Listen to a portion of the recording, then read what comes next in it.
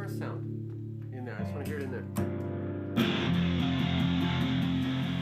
I think this album came together really easily because we were, as people, very optimistic about the future.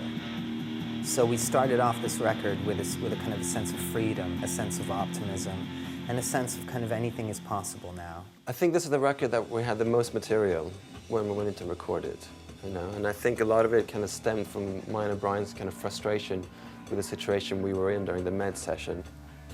At the end of the Meds tour, Placebo was kind of a band only really in name. In a way, it had sort of ceased to become a band and it's sort of become a brand, almost. What that meant to me was that it seemed like you were kind of selling something as opposed to sort of living something.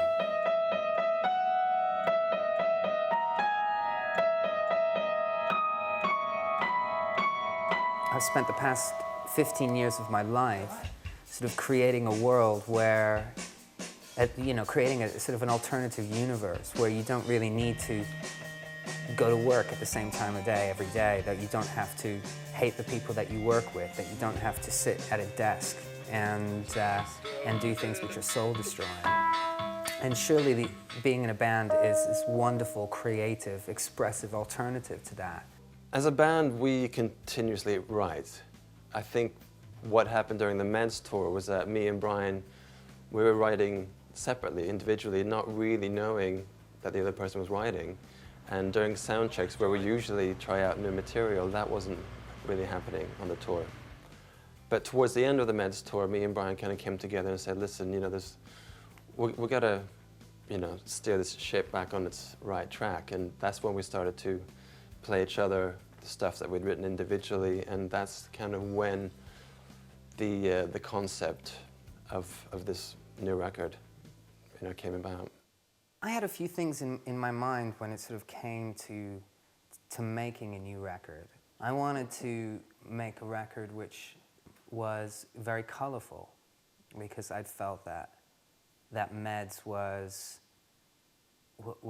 pretty dark and pretty down. And there were certain moments on Meds which are probably the bleakest moments that sort of musically and emotionally that we've had in our career. And I wanted to do something which was kind of a bit more upbeat and a bit more optimistic. Almost psychedelic in the true sense of the word, not necessarily inspired directly by psychedelic music, but just full of color, basically. Just a feeling that we still had the urge and we still felt that we had things to write about and new musical avenues to explore together. We got a new drummer in the band. We weren't tied down to a record contract anymore. What Placebo could do at that point was kind of a blank canvas. And that really sort of excited us.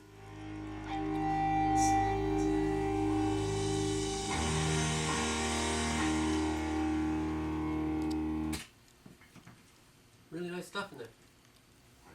Yeah, really exciting. I feel a little spent. Come on in.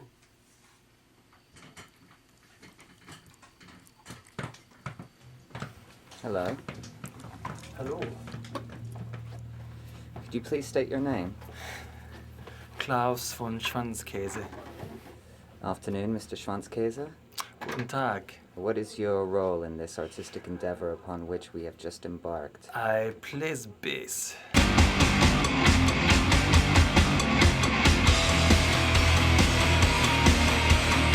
I stroke my strings.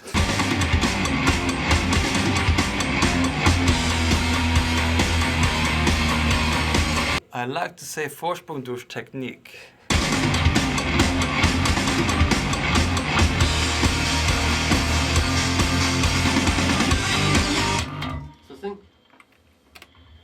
Sehr gut. Supergeil. Alles klar, Herr Kommissar.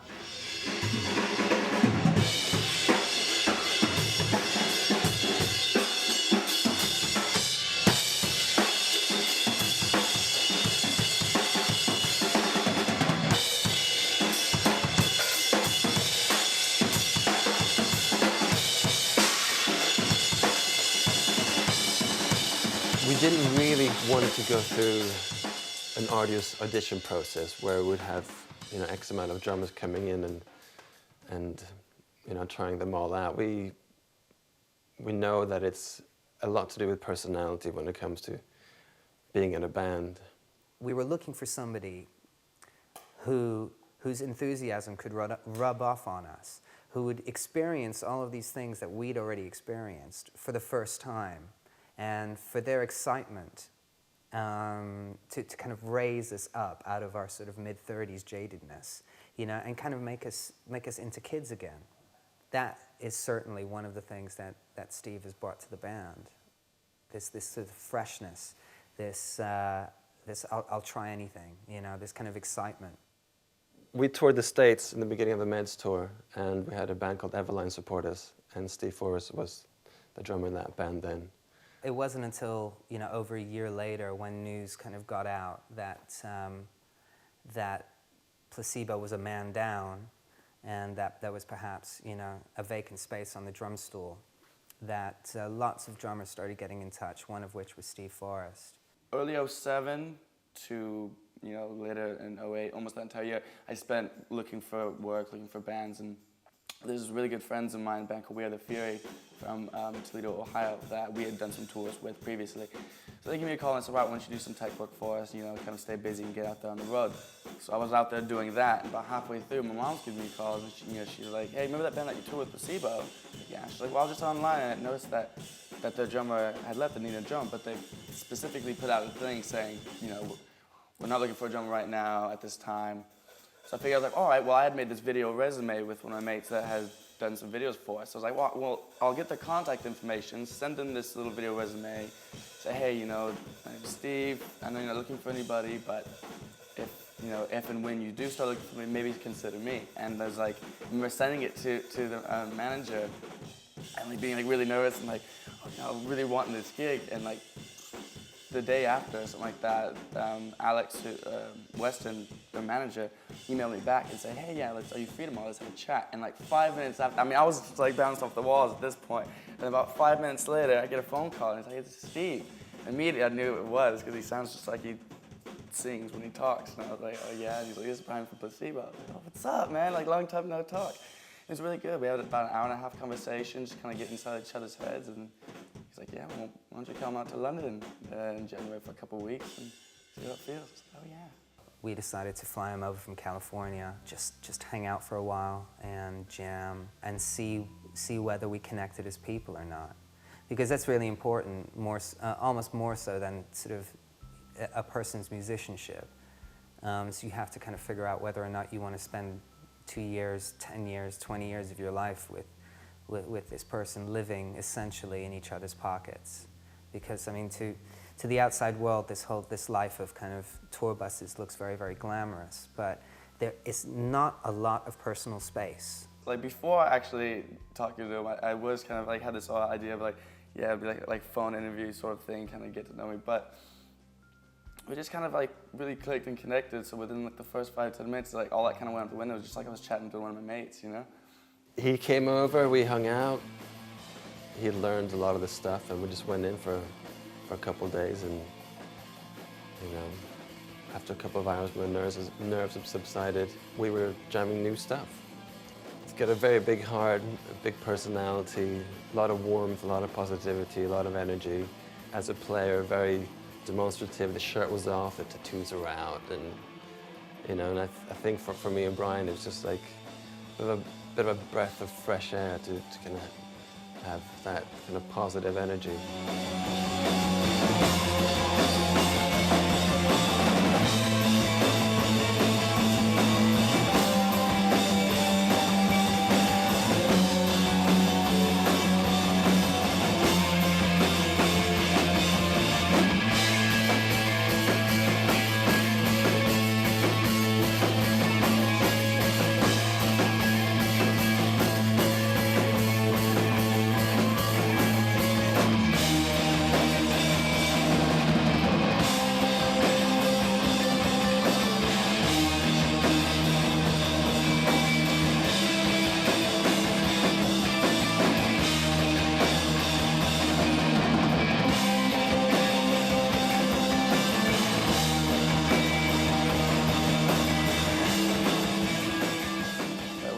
tracking.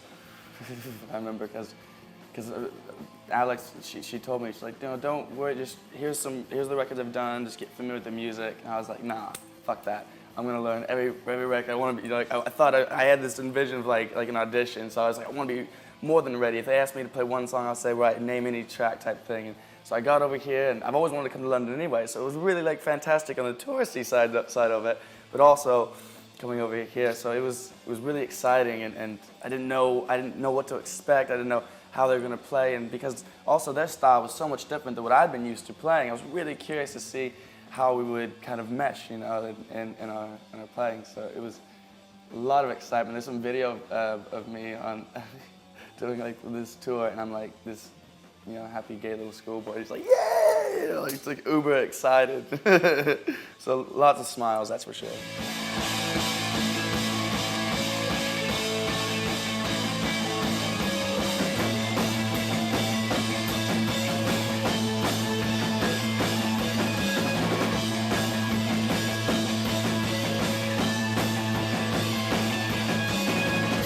Silence. Oh, sorry. I think we have a little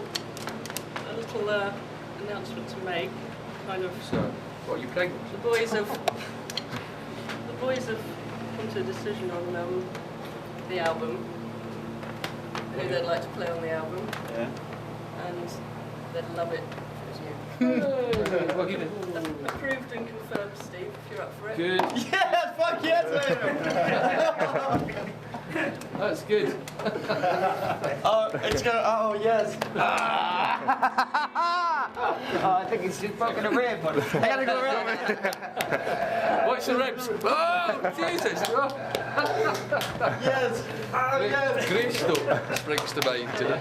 But yeah, well done. That's great. Welcome You look happy, man. And again. Yeah? I think this is just magical.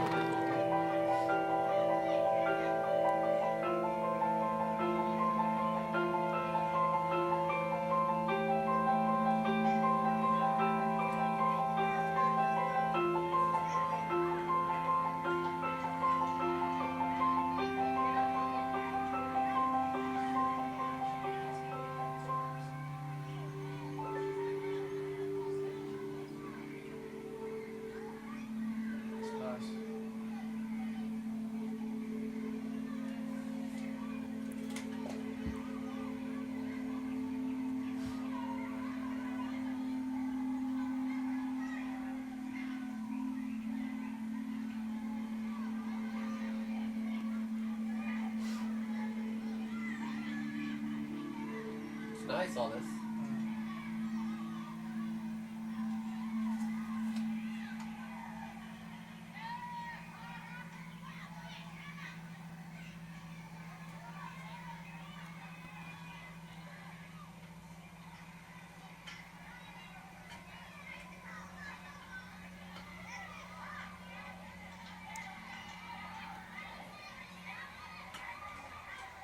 Yes, it definitely felt like a fresh start making the record. I mean, every time you go into the studio, you are aware that it could be a fresh start, but it's very difficult not to fall into sort of methods and, you know, and techniques that you've used in the past. So when you work with different people, they're going to bring their own slant on it and you know, a different approach. So yes, it definitely felt like a new beginning. It felt like sort of, you know, Placebo Mark III, I guess. It's just the nature of the sound. We'd made 5 records here in Europe with 5 European producers. We felt a change of scene, since there was a change of lineup, it'd be a good idea for us as a band to take ourselves out of our sort of comfort zone in a way. And David Bottrell, with his sort of credentials, Tool, Muse and Deus, we thought that he could, you know, capture a more live and a bigger sounding record than what we made before. We decided to work with David Bottrell because we really wanted to make an impact with this record. We really wanted to do something sonically that was enormous. And there's a lot of people that you can work with who can do that, but Dave Bottrell has been, you know, has recorded and produced and mixed Tool. several times over the years. That's kind of why he kind of came to mind. What we really wanted to do was to make a record that was ridiculously powerful. So what do you do when you want to make a record like that? You look for people who've made ridiculously powerful records in the past. Very easy to get along with, very professional, not sycophantic, took the song for what they were, and very much had the song in mind, you know, what did the song need? He has excellent people skills. He really, really knows how to sort of get the best out of a musician. He understands the psychology of recording musicians really, really well. So you don't really notice that he's doing it at the time, but he is everything the way that he communicates with you is really all about getting the best performance out of you, making you feel the most at ease, never really under pressure. And he always makes you feel like what you're doing is worthwhile, even if it's a mistake, which I think is truly excellent. And you can tell that he's got a great deal of experience working with a lot of crazy people, I think, you know, in order to be so refined in his psychology towards bands. I wonder if just at the very end, when you go into the higher Yeah. harmony, perhaps you could just back off the mic a bit. Back off the mic. Just back off a touch. Okay. Not too far, just Gotcha. sing it from the mountaintops. Okay. The hills are alive. The hills are alive with the sound of Placebo. I loved working in Toronto. We worked in Toronto with David Bottrell because it's his hometown, and you know, he kind of threw us the idea right at the beginning of our working relationship of possibly, you know, going over the pond and recording the album in North America. Considering that we hadn't recorded out of Europe before, it was, you know, quite an exciting prospect for us. I think we realized that it was going to do two things. First of all, that it was going to kind of take us out of our comfort zone. And secondly, that because we were so far away from home, it would kind of create a really good working environment for us, or a good sort of working attitude, because you were sort of free of all the distractions that you could have if you were at home, or if you were doing something in London, for example. It's got a good vibe, you know, it's a very tolerant city, you know. And the studio that we worked in was an industrial estate, so there was nothing around, you know. We basically did 5 days a week, you know, very focused, and it was the most productive and quickest recording session we've had. Because in the past we've spent 9 months recording in the studio, and that is definitely not good for your mental health.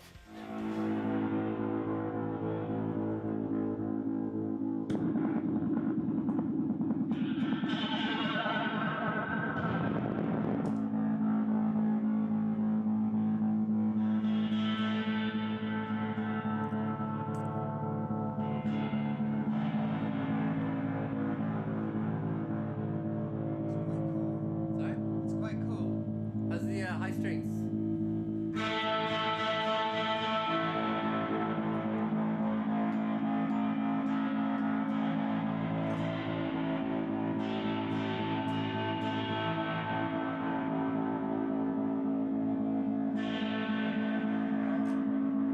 Are we getting all the output? Because do you have to have the 3 outputs?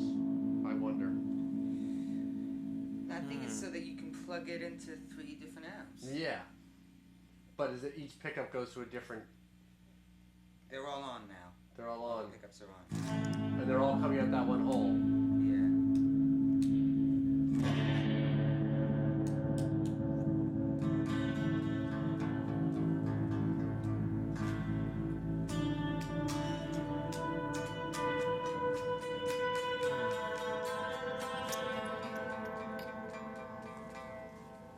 You know what it might be nice for? You know That's it clean. That's it super clean. right. Well, there's still effects on it. Still shit going on, right? Oh yeah, of course. Yeah, it's not distorted yet. Right. You know the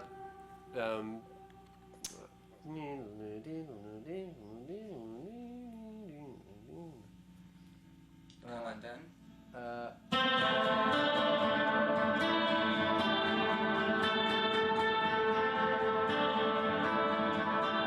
You know, the recording process of the album very straightforward. It was very workmanlike. We were recording in the studio and it's kind of in an industrial state in the middle of nowhere, so there weren't any distractions. And we just kind of really got our heads down, just worked really hard. And managed to record, I think it was 18 songs over the period of 2 months. So it was a very, very productive time. It was one of the funnest experiences I've ever had recording music, you know. I've had some great times before, but with this was just like writing it and recording it. It was, like I said earlier, it was just really fun, you know. It was not to say that I didn't have its hard times, because obviously, you know, you go through those little rough patches. But I think it was really great for me because within this year that we spent together, you know, writing it and recording everything, it was like each day it was like I would grow like a little bit more, a little bit more, a little bit more, find out more about myself and mature a bit and everything. The process of all of it has been really, definitely life-changing and lovely at the same time. And like I said, it's been one of the funnest times I've ever had in this studio. And yeah, I'm just really, really psyched about everything that's happened. I wouldn't change a thing, that's for sure. Stephen Forrest. All right, Stefan. You better pay attention, because this is the last time I'm going to show you how to do this, okay? Now, what you want to do is line yourself up and then just shoot it. That's all you got to do. It's not that difficult. You gotta improve your life techniques. Do it like a man and scratch. I mean, it took a while to get used to being away from home. You know, that was the one big thing, and you know, living in a hotel room. But once we got into making the record, it was pretty smooth running. It's important not to choke songs or to squeeze the life out of them. You know, you have to keep the initial kind of vibe that you had when you wrote it, you know, even into the recording stage. And David was very good at sort of just gauging the mood of the band, and you know, if one of us was kind of struggling, you know, getting a part down, then we'd just move on. I think my head was pretty much where it usually is, and that I always feel like there is so much room for improvement. I think the day that I don't start to feel that then it's time to give up, or to stop, or to take, like, you know, a really long vacation. So really, my main focus was just was to try stretch my abilities as a singer and a guitarist as far as I possibly could, as far as humanly was possible within this body.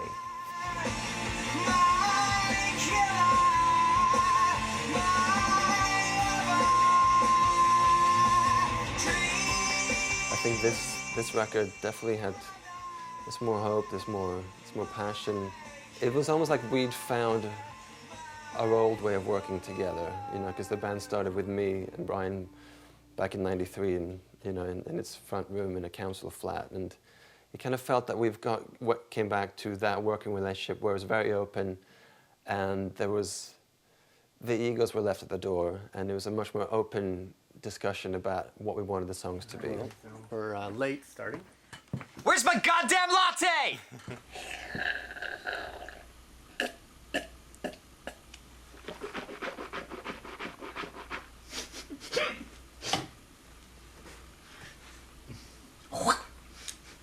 Let's see if it picks up the spray.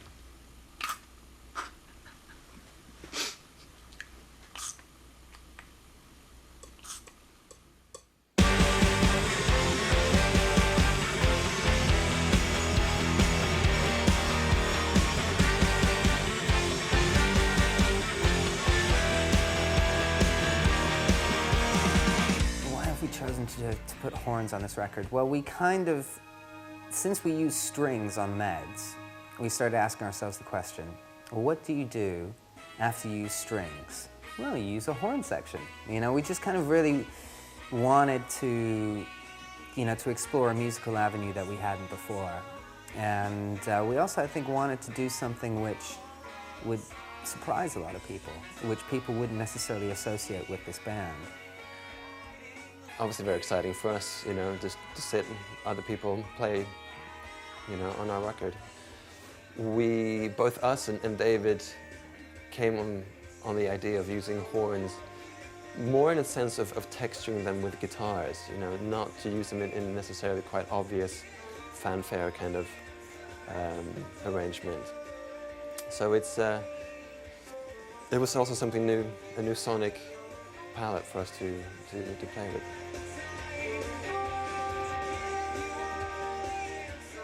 We made the record without a record company. It was self-funded and done on our own time and completely on our own terms.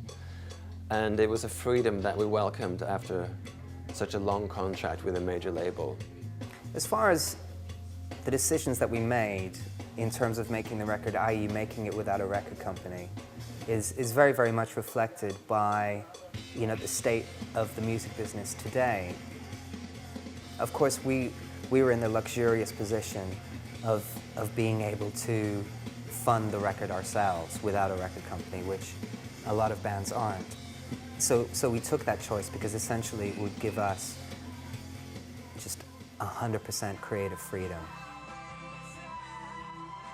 We weren't really concerned about how it was going to be put out, we're just rejoicing, the freedom. We weren't really ready to commit ourselves to another record company or record companies when we were ready to go into the studio. In a very similar way to somebody who makes an independent film, we chose to, sort of make it ourselves and then tout it about, essentially. And I think it was a wise decision because it sort of put us in a much more enviable position, really. The industry is changing, you got to move with the times. And I think in a way that the control is reverting back more to the artists. The industry is in a bit of a slump, so we just wanted to more carefully pick and choose how our records were going to be released. Sure. I've been told to reinforce the point emphatically that you have to be extremely quiet. The voice of God has spoken. Ooh, brown love. God is bold. Right, okay, what are we doing again? Okay. What we've done now is we've gone with a smaller label and also a contract that doesn't run for such a long period of time because it kind of left us with a little bit of a bitter taste in our mouths, just to be part of such a huge corporation where a contract is a contract and it's hard to get out of, it's a bit shackling,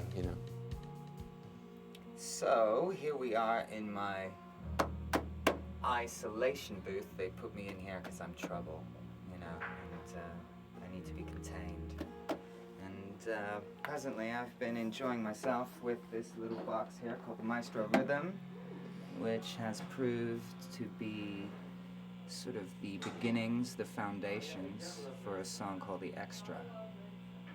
And this is something I've never really done before, but it's essentially a drum machine, quite a prehistoric one, with these presets here. You've got bossa nova, samba, rumba, swing, Dixie, march, and waltz. The one that we're using is called Go-Go, because we're particularly inspired by Wham on this album. So I can turn it on and off with this little foot switch here. To which I start adding effects such as distortion.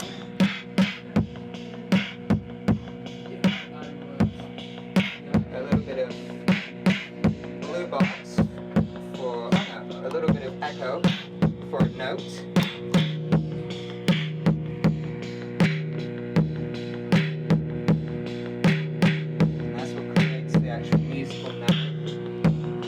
Up a little bit, another delay pedal.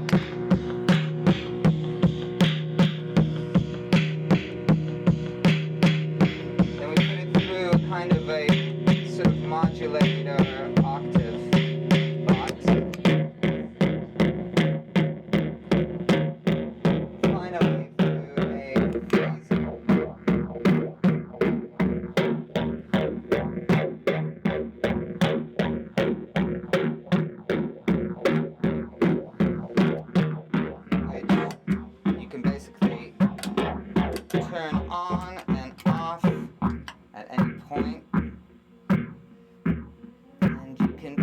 whole song with your feet. Wow.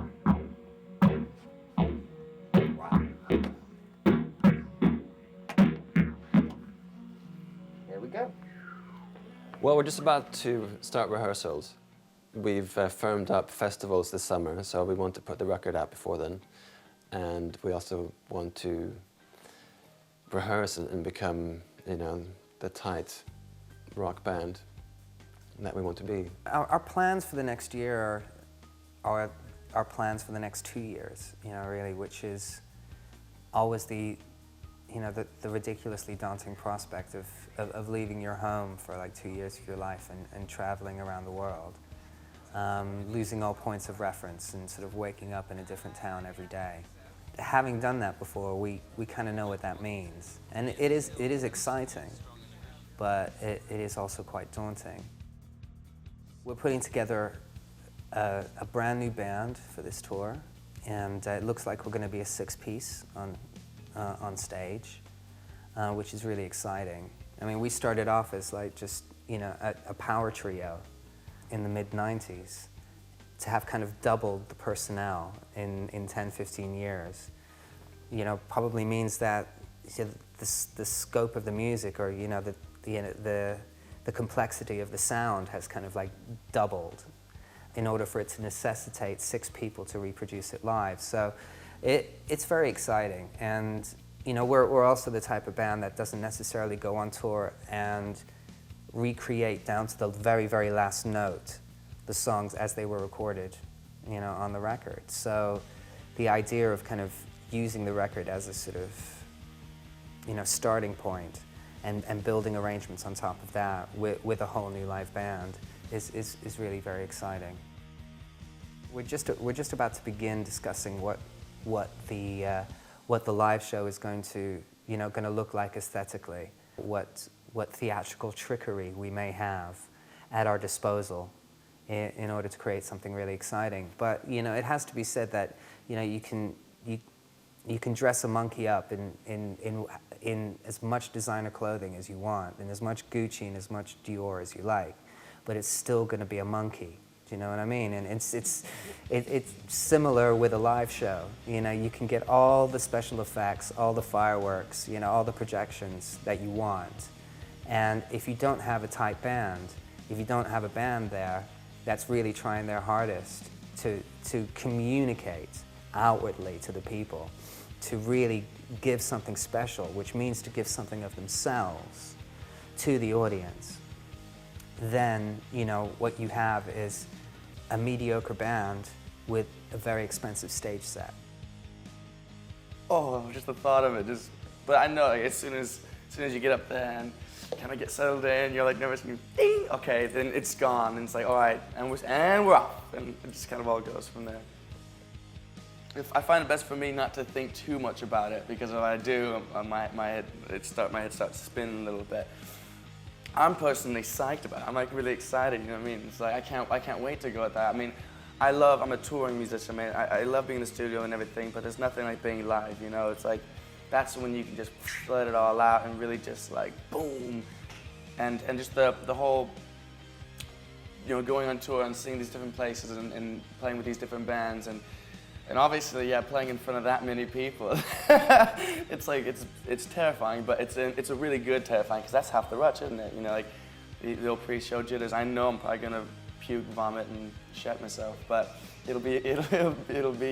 I'm really excited about it. I'm curious to see how it'll all go. Yeah, this is my first time touring for this amount of time and going to this many places. I'm gonna take lots of photos. Our main focus has to remain the musicianship and the delivery of these songs. And we will deliver them in the way that we feel is the most soulful, which may not necessarily be exactly the way that everybody in the audience wants to hear them, but it will be the way that is, which makes the most emotional sense at that point in time.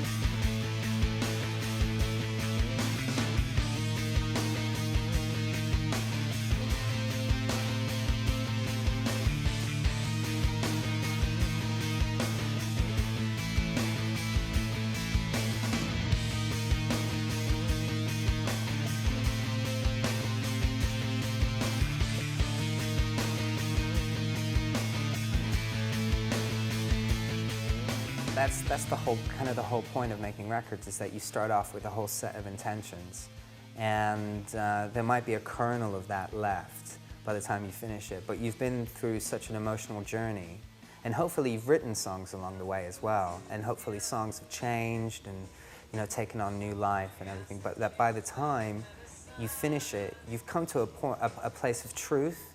But it's not really the truth that you kind of set out to tell. But it's kind of a more honest truth, because it's real, it's reality, it's what you've done, as opposed to what you've tried to sculpt. If you manage to remain natural in the recording studio, then the truth that you come up with at the end will be infinitely more accessible to other human beings than one that you tried to sort of maybe squeeze into a box that it didn't fit into. Wouldn't know where to begin. One of the things that Steve said when he joined, when he came into the band, was that he wanted to make the band sound like it's, capture the live energy. And I think we've done that with this record. I think we've made a record which is almost the flip side of Meds. I think we've made a record about choosing life, choosing to live, about stepping out of the darkness and into the light. Not necessarily turning your back on the darkness, because it's there and it's essential and it's a part of who you are, but more about the choice of actually standing in the sunlight instead, and feeling the potential that each of us really sort of has within ourselves in order to be who we really are meant to be.